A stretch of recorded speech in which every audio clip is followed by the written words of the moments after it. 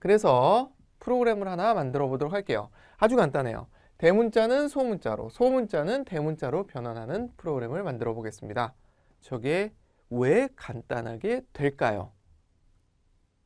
앞에 설명드렸던 내용을 생각해 보시면 힌트가 있습니다. 자, 이렇게 할게요. 영어 알파벳이 아닌 게 들어와 주면 다시 입력해 주세요 하는 오류 처리하는 부분도 넣었다라고 생각하고 같이 한번 코딩을 해보도록 할게요. 별로 어려워 보이지 않죠? 단순합니다. 단지 문자형, 타입 이 개념을 정확하게 잡기 위해서 해보는 거니까요. 같이 한번 만들어 보도록 하겠습니다.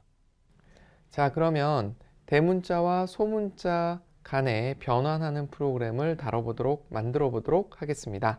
자, 먼저 저희가 프로그램 만들 때 계속해서 여러 번을 수행할 수 있게 하는 형태로 계속 만들었잖아요. 그래서 제가 기본적인 반복 틀을 그대로 예전에 썼던 걸 가져왔어요.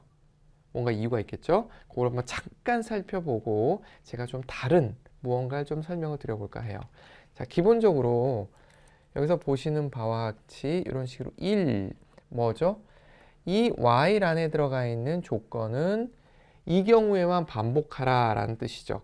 여기 종료 조건이 되겠죠. 1은 참, true이기 때문에 무한 반복을 의미한다라고 설명을 드렸어요. 그래서 수행 중에 브레이크라는 걸 통해서 이 while문에 종료 조건을 집어넣을 수 있다 해서 이런 식으로 디자인을 해 보았어요. 제가 이번에는 좀 다른 반복문을 한번 설명드려 보고자 해요. 자, 일반적으로 게임 같은 경우, 그리고 저희가 지금 만드는 경우는 시작하자마자 종료하는 경우 잘 없어요. 한 번은 수행하고 그리고 더 할지 말지를 결정하죠. 무슨 얘기냐면 처음부터 어떤 조건을 체크하는 경우는 잘 없다는 거죠. 한 번은 수행하고 계속 할지 말지를 결정하는 거죠. for문도 그랬고요. while문도 그랬고요. 얘네들의 특징은 처음 시작할 때부터 수행해야 될지 말지 조건 확인을 하고 들어갔었어요. 그런데 조건 확인하지 않고 일단 한번 해보고 그리고 더 할지 말지를 결정하는 형태의 반복문이 존재해요. 그걸 보여드리도록 할게요. 자, 어떻게 하느냐 하면 이렇게 합니다. 일단 해 라는 뜻으로 do 이렇게 쓰고요. 그리고 끝에 이런 조건이 만족하면 계속해 이런 식으로 써주게 돼요. 문법이에요. 너무 복잡하게 생각하지 마시고 그냥 문법일 뿐이에요. 너무 복잡하게 생각하시면 머리만 아픕니다. 주의사항은 뒤에 마침표를 찍었다는 것만 조심해 주세요. 가끔 가다가 시험 문제 내는데 이론적인 필기 시험 낼 때 꼭 이런 거 갖고 시비 거시는 분들이 있어요. 사실은 컴파일을 보면 당장 에러 메시지가 뜨기 때문에 금방 알 수 있거든요. 그렇지만 그렇지 않은 이런 문제로 여러분들을 낚고 싶으신 분들이 있을 수 있으니까 외워는 두십시오. 자, 이렇게 해놓고 그러면 while 뒤에 들어가는 조건은 뭐죠? 계속해서 반복하는 조건이죠. 그런데 이 if에 들어있는 이 브레이크를 감싸고 있는 if에 들어있는 이 조건은 뭐죠? 종료 조건이죠. 이 사이에 들어가야 되는 조건은 뭐죠? 반복 조건이죠. 그러면 이 종료 조건과 반복 조건 사이에는 수학적으로 역관계가 성립이 되죠. 그래서 역으로 쓰시면 됩니다. 해볼까요? 어떻게 되나? 자, 이대로 카피를 해서 컨트롤 C, 컨트롤 V를 한 다음에 그대로 not을 붙이면 어떻게 될까 하면서 써보시면 돼요. 이런 식이 되죠. 이건 수학이죠. 이런 식으로 해주시면 되죠. 그러면 이 부분이 사라지게 됩니다. 이렇게 하셔도 돼요. 자, 제가 하나 반복문의 새로운 형태, 하지만 뭐 그렇게 깊이 생각 안 해도 될 반복문 형태 do while, 주의사항은 마침표, 이 정도 설명을 드리고 또 계속해서 한번 진행을 해볼게요. 자, 그러면 입력을 받아서 그것을 바꾸는 형태로 하고자 했기 때문에 입력을 받는 형태는 타이핑할 게 되게 많기 때문에 아무런 로직은 없고 해서 그냥 제가 카피 앤 페이스트를 했습니다. 별거 없죠? 여기서 F 플러스 C stdin 한 거는 제가 스캔F에서 문자를 받기 전에 꼭 그냥 습관적으로 넣으시라고. 뜻은 버퍼를 깨끗하게 해준다 라는 뜻으로 이해를 하시면 되고요. 그래서 문자를 입력받는 형태를 했어요. 공부한 거죠. 자, 그런 다음 뭘 해야 되죠? 자, 이제부터 생각을 해보죠. 대문자인 경우 소문자로 바꿔야 되고요. 소문자인 경우 대문자로 바꿔야 돼요. 자, 일단 소문자인 경우를 한번 생각해 볼게요.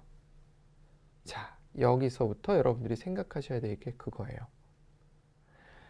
문자지만 하드웨어적으로 뭘로 저장돼 있다고요? 맞아요. 숫자로 저장돼 있어요. 그것만 기억하시면 문자 처리가 쉬워져요. 보면 ASCII 코드 A부터 시작해서 ASCII 코드 B 이런 식으로 쭉 가겠죠. 그래서 ASCII 코드 Z까지 가겠죠. 여기에 해당하는 어떤 ASCII 코드 숫자 값이 있을 거고 여기에 해당하는 숫자 값이 있을 것이고 플러스 1씩 계속 증가하는 등차 수열이지 않겠습니까? 그래서 요 개념을 사용하면 돼요. 다시 얘기하면 소문자라는 뜻은 소문자 A보다는 크고 소문자 Z보다는 작거나 같은 이 영역 안에 있는 것이 뭐다? 알파벳 소문자다. 이렇게 이해할 수 있다는 거죠. 그래서 이것을 표현을 하는 거예요. 자, 문자, 소문자 인지를 확인해 보는 방법은 이것이 소문자 A보다 크고 그리고 CH 얘가 소문자 Z보다 작으면 이렇게 되는 거겠죠. 이러면 이렇게 되는 거죠. 자, 이렇게 하면 소문자인지를 확인해 본 거예요. 그렇죠. 자, 그리고 나선 소문자가 아닌 경우에는 else, 그렇죠? if 해서 이번엔 대문자인지 확인해 보면 되죠.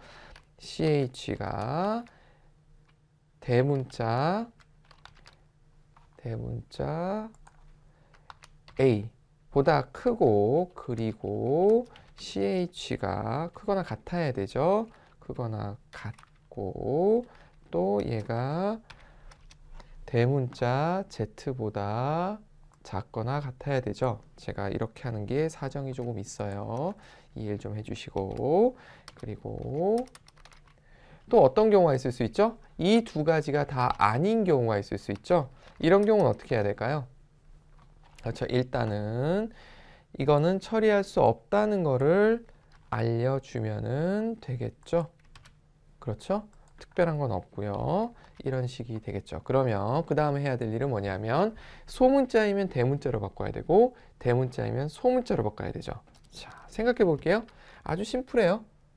소문자 A, 대문자 A. 소문자 B, 대문자 B. 자, 생각해 보면 우리는 ASCII 코드 값은 모르지만 대문자 A와 소문자 A의 차이값과